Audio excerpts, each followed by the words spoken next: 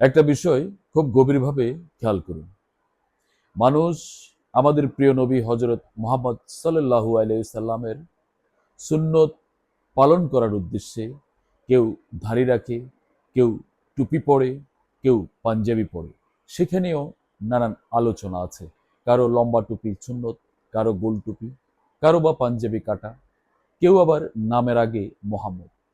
এই সব কিছুই নাকি আমাদের নবীর সুন্নত বা আদর্শের প্রতি শ্রদ্ধাশীল হয়ে এগুলো করে। কিন্তু দুঃখের বিষয় কখন জানেন? যখন একজন লোককে দেখি মুখে দাড়ি রেখে দর্শন করেছে, তখন এটি আমার রাসূলের ইজ্জতের অবমাননা নয়।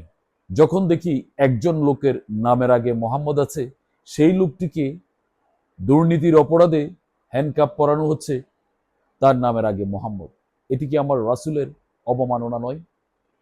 যখন দেখি একজন লোককে প্রতারণার দায়ে অভিযুক্ত করেছে, সে দাড়ি টুপি পাঞ্জাবি পরা, এটি কি আমার রাসূলের ভাবমূর্তি, আমার ইসলামের ভাবমূর্তি নষ্ট করা নয়?